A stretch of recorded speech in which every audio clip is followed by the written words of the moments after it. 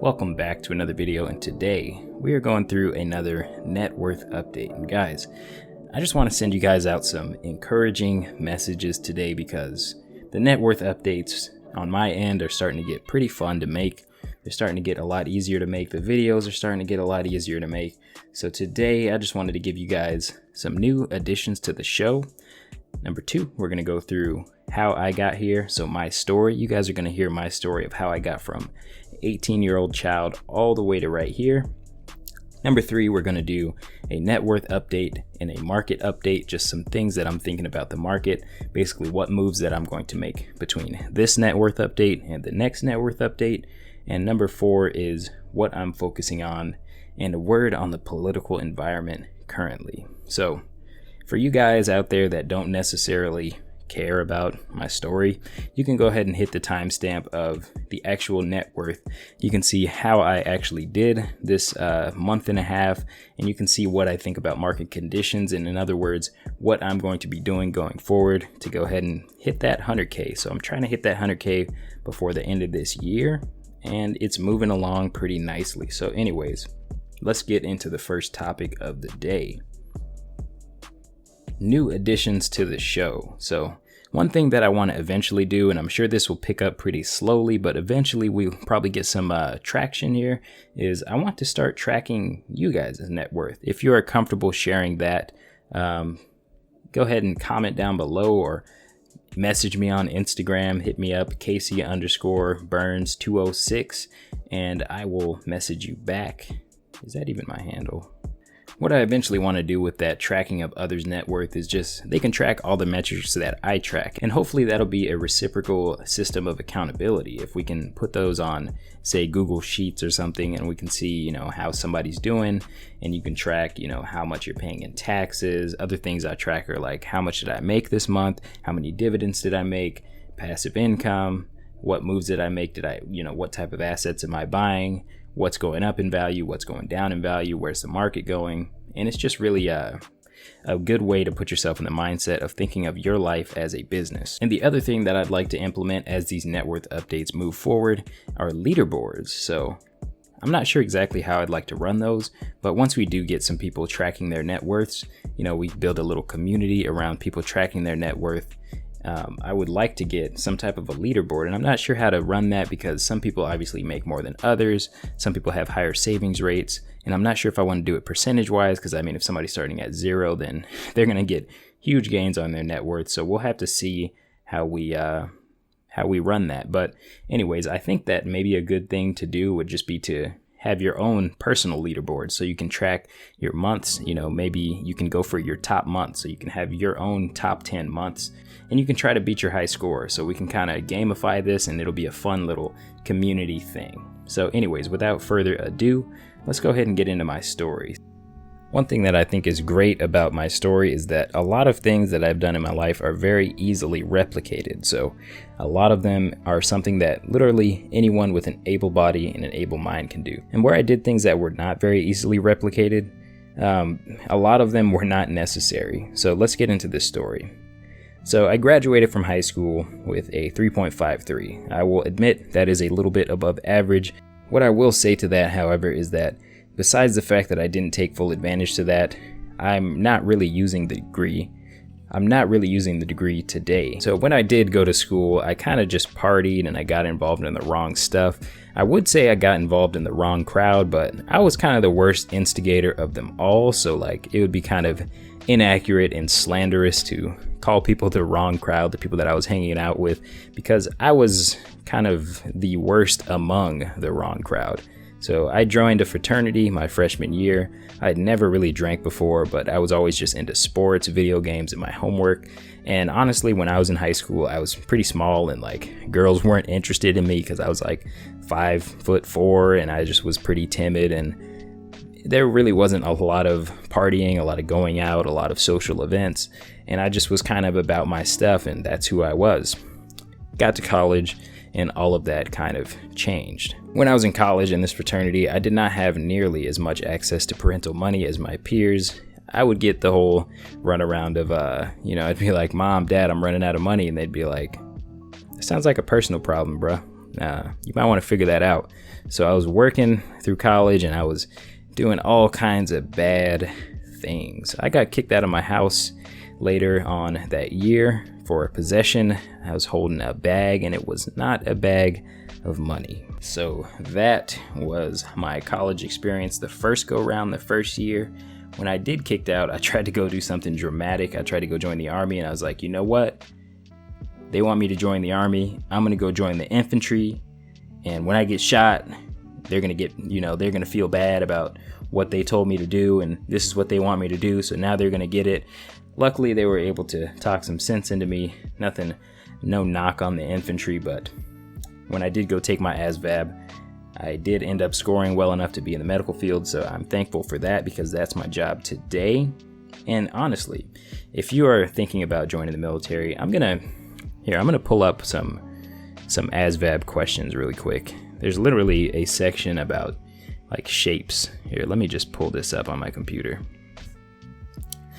So we're supposed to match this picture right here up to these shapes. And I mean, ladies and gentlemen, if you can't answer these questions, I mean, I really don't. I would like to reach through the screen and personally give you a there pat, because there's literally 4 pieces right here and there's 5 pieces in every other one besides C. I mean, these questions, they really aren't that hard. I mean, there's an attachment point right here. There's a line. Like, it's really not that hard. It's attaching to this point. So, I mean, no, it's not that one. It's not attached to the long side. It's not attached to there, so it has to be D. Like, if you guys can't answer these questions, look, I'm not even... Just bless your heart, man. Just bless your heart. So, I'm not trying to say anything about anyone's intellect, but the shapes questions and the questions that were on the ASVAB, like, I had exceptional college scores, but these questions are not that hard. Moving on. So they talked some sense into me. I was living in the fraternity in the summer and they moved me back into home because they said, all right, well, you're going to actually do something with your life besides just drink and smoke and party and get bad grades, which I had like a 2-0 when I was in college the first time. Chose to be a laboratory technician and I went to school. That was really hard. Got certified, skipping a lot of stuff here. Came back, joined ROTC, ran track for food and clothes and some money. I do admit that was a little bit extraordinary to get a little bit of money and food from track, but they did not scholarship me, so that really didn't help me through my college experience as far as money. It actually just took a lot of time away from my studies, but it was fun and it was a once-in-a-lifetime experience that I 0% regret. I do not regret running track at all. Okay, I graduated from school with a biology degree, which I would never use besides my commission as an Army officer, which there's a lot of better paying things out there. So as far as my financial specific journey, the biology degree was not the biggest aid to that. So as far as my finances specifically, the biology degree was not the biggest aid. It was more so the thing that got me in the door to work as an Army officer, which I'm grateful to have right now with all this COVID stuff going on. This is a very stable source of income, so not complaining here, but there's also a lot more opportunity out there if you're willing to take on a little bit more risk and just go into a different field, provide a different type of value. So right now, what am I doing? All of that said, I am working as a lab technician. I'm an Army officer, doing a whole lot of side hustles, and I'm doing a whole lot of YouTube. So anyways, let's get on to the net worth update. So the update, I want to throw in a little bit of like how the market's doing, because as I move forward in my net worth, most of my money is tied up in stock. So it makes sense to me to track the Dow Jones Industrial Average or S&P 500 or something. As of recording this video, the Dow Jones Industrial Average is at 27,896. So yeah, basically the Dow is being propped up by the Federal Reserve. So basically they're propping it up with low interest rates. For all you guys out there that don't know how the Fed props up the bond market and keeps down interest rates is through open market operations. So basically what they'll do is buy government treasuries from the market. So if you guys understand supply and demand out there, you know that if somebody puts a lot of demand on something, the price of it will go up. And as far as how bond yields work, which we'll drop a video about bond yields later, if the price of something goes up, it's still going to pay out the same coupon. So the yield on that goes down. The yield is corresponded with the interest rates on other types of loans, because the federal interest rate, the federal yield rather, is considered the risk-free yield, because if you go and buy a government treasury, a federal treasury, they have the power to print more money, so you know that you're going to get paid back your money. So moving on to the money section, see all the money we got. We got in some good money this month. Checking is sitting at $13.18 right now, so that is just pretty transitory because I'm still shifting that all around. Still haven't filled up the emergency fund. Emergency fund and savings is at $4,000 right now. Home equity went up because I just got reappraised. I'm still doing this refinance right now, so home equity is sitting at $8,956 because the home value was appraised at $252,000. Quick note on that: Zillow says that my home is worth $263,000, but guys, Zillow is not always correct. It has a weird algorithm that it runs houses through, and that thing is notoriously bad. So anyways, Seattle market went up about 10% last year, so home appreciation is going along very well. I thank the money printers because it helps me a lot more than it helps other people that are getting the money. So the car was actually down in value last month because of worse economic conditions. So the car has actually gone up in value by surprise. Kelley Blue Book value on it is $14,482. My taxable accounts, it went from 700 or so to 0 to now it is $24.39 because a couple people helped me get some free stock. So if you guys, this is a perfect opportunity to plug all my links down below, because if you guys click on those, I will get some money. I've made $24 off of my YouTube channel between the last video and now. That is amazing, ladies and gentlemen. Worked about 80 hours to get $24. That's how the entrepreneur life goes. But anyways, moving on to something that I've recently decided to add to the show, and that is credit card rewards. The reason why I added in credit card rewards is because these things are just as good as cash. I could use these to buy something. So I have about $254.99 of credit card rewards just stored up. And my Lending Club account is the last thing that will be on the asset side, and that is $429.66. My Lending Club venture has been awful. All I do is withdraw from that, and should be over in 5 years, so I will continuously withdraw from that until it hits 0. I might go back in on Lending Club, but if I do, I'm going to make sure I go in on better notes. Okay, on to the liabilities section. We've got our home. I still owe $243,043. I paid down about $1,000 or so, $1,500 maybe, on the home between this time and the last time, and I can explain why I'm doing that. It's because, look, it doesn't make sense when the government is inflating away home prices, it doesn't make sense when the government is basically paying for your home with inflation to pay it down.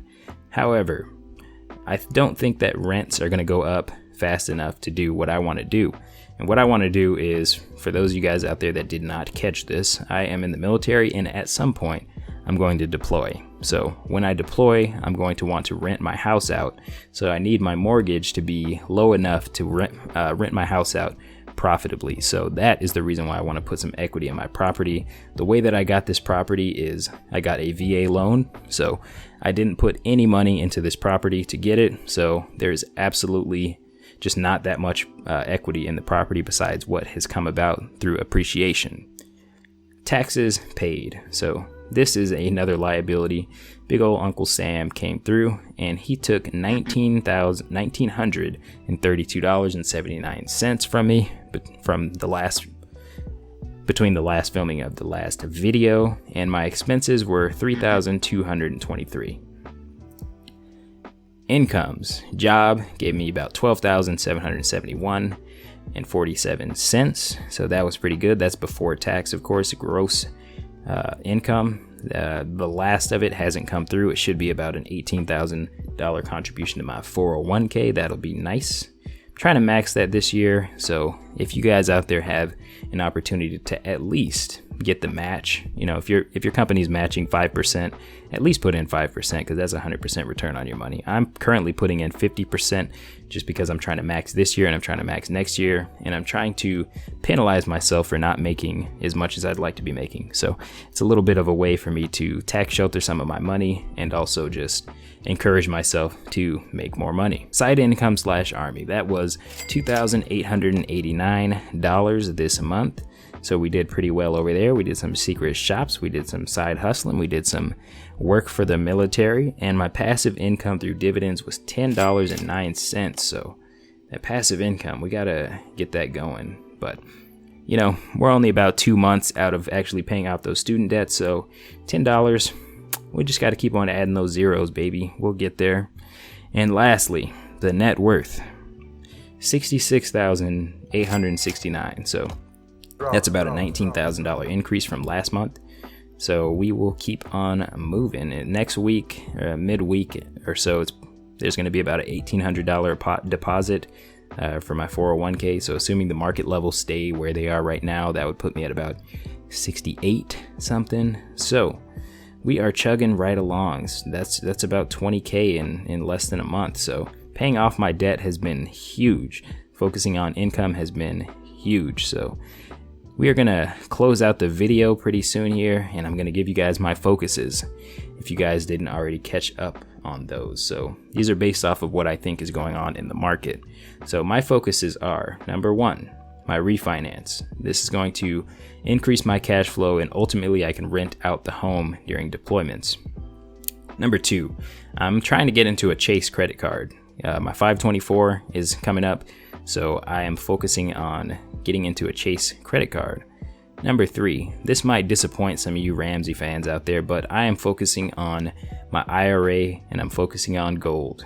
This is because you even see it in the news. Look at guys like Warren Buffett. Warren Buffett just bought into gold, and he likes gold. He didn't buy into gold itself, he bought into a gold mining company, but he basically thinks that there's about to be a rush on rush on people buying gold.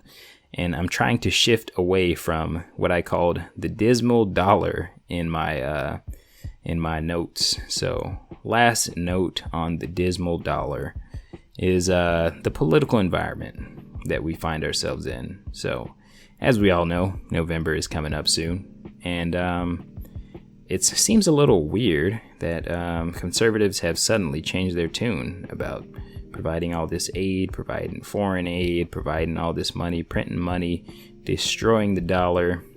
And I'm not too worried about it because I feel like I know enough of the rules of the game that I know what's coming if somebody decides to buy votes, somebody decides to just deceive the people through telling them that printing money is wealth distribution.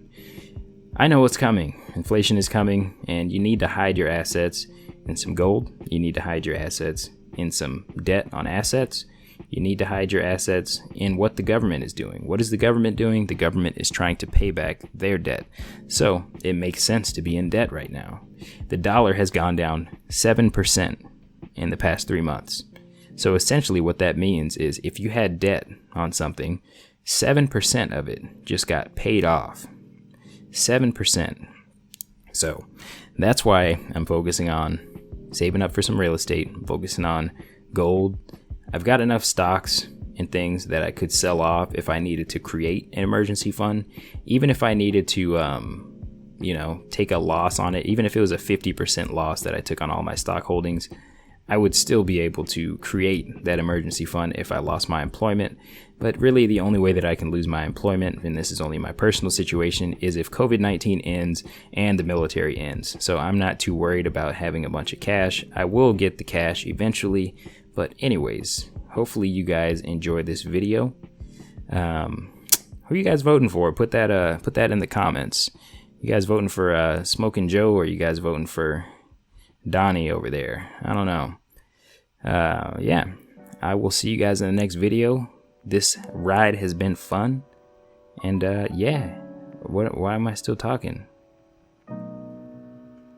Wait, one thing that I almost forgot to mention is I've been trying to mention this so many times. I always forget. I'm halfway through editing the video. I need to mention my Facebook. We are trying to put together a Facebook for like-minded individuals, people who want to build those millions, people who want to build those empires. It's a mastermind. It's a Facebook mastermind group. I made it a long time ago and then I just never invited anybody. So we're trying to put that together. If you want to join that, it's going to be in the description below. So I hope to see you guys in that, and I hope to see you guys in the next video.